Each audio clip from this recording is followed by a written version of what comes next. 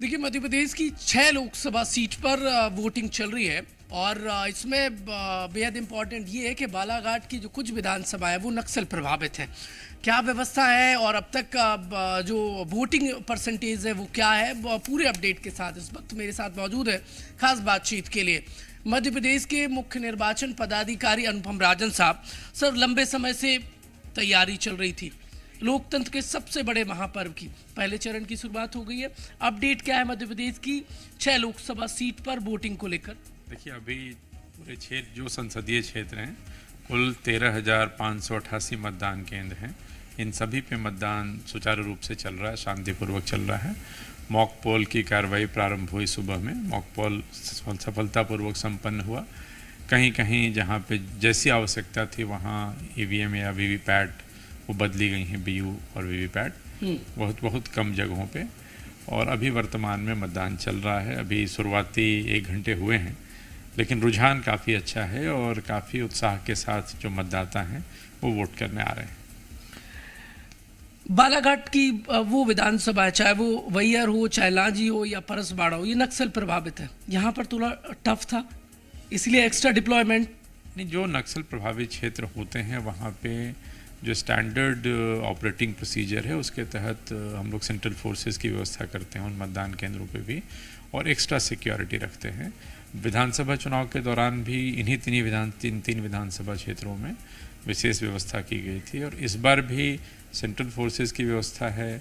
उसके साथ साथ एयर एम्बुलेंस हम लोगों ने जबलपुर में स्टेशन की हुई है, बालाघाट में हेलीकॉप्टर रखे हुए हैं कि किसी भी प्रकार की यदि कोई अप्रिय स्थिति बनती है तो हम तत्काल सहायता मुहैया करा सकें। लेकिन अच्छी बात ये रही कि विधानसभा चुनाव के दौरान भी 86% पोलिंग हुई इन विधानसभा क्षेत्रों में, काफ़ी अच्छा पोल हुआ। तो जनता बड़े उत्साह के साथ विधानसभा चुनाव के दौरान भी उन लोगों ने वोट किया था, और जिस तरह के रुझान अभी आ रहे हैं वही उत्साह लोकसभा के दौरान भी दिख रहा है। तो हम कॉन्फिडेंट हैं कि ये शांतिपूर्वक मतदान होगा, पीसफुल पोल होगा और इंसिडेंट फ्री पोल होगा। क्या अपडेट है, कितनी ईवीएम बदली गई हैं? देखिए, अपडेट्स इकट्ठी हुई हैं, बहुत ज़्यादा ईवीएम्स नहीं बदली गई हैं। ईवीएम कहने का मतलब कि जो बैलेट यूनिट है और जो वीवीपैट है और सीयू है, 2 डिजिट में ही होंगी। 25-30 जानकारी एकत्रित की जा रही है, लेकिन उनकी संख्या काफ़ी कम है। जितने भी मतदान केंद्र हैं 13,000 के आसपास हैं, सभी मतदान केंद्रों पर इस वक्त मतदान चल रहा है। 13,588 मतदान केंद्र हैं। प्राप्त जानकारी के अनुसार सभी जगह मतदान शांतिपूर्वक चल रहा है।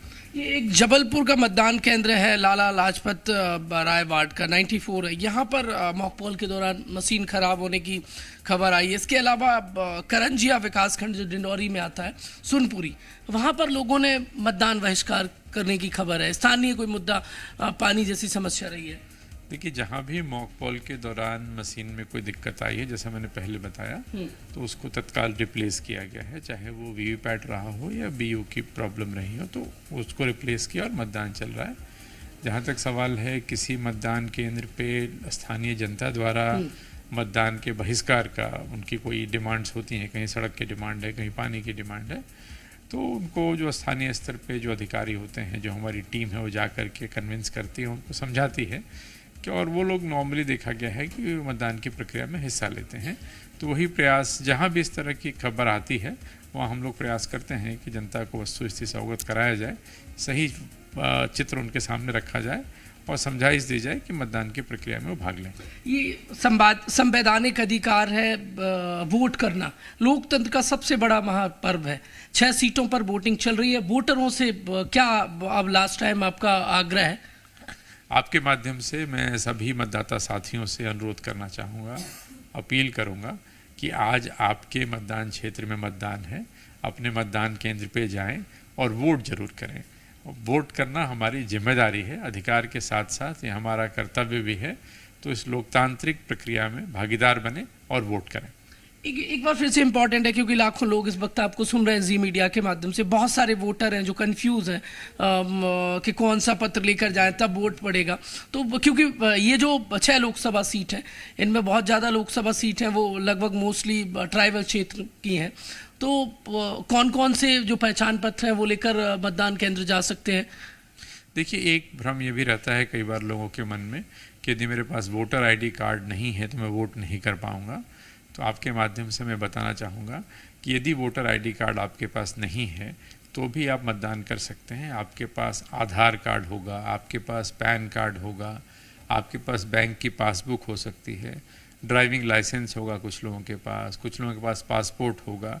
तो तमाम 12 प्रकार के ऐसे दस्तावेज हैं, सरकारी दस्तावेज, जिस पे आपका फ़ोटो लगा होता है। यदि वोटर आईडी कार्ड नहीं है, वोटर लिस्ट में आपका नाम है, तो कोई भी एक पहचान पत्र लेकर जाइए, आप वोट कर पाएंगे। बिल्कुल सही कहा आपने। सबसे ज़रूरी है वोटर लिस्ट में नाम होना। यदि वोटर लिस्ट में आपका नाम है, आपके पास मनरेगा का कार्ड भी है, तो उसके आधार पर भी आप वोट कर सकते हैं। तो 12 प्रकार के दस्तावेज हैं जो हम लोग बार बार बताते रहे हैं और मतदान केंद्र पे भी इसकी लिस्ट लगी है।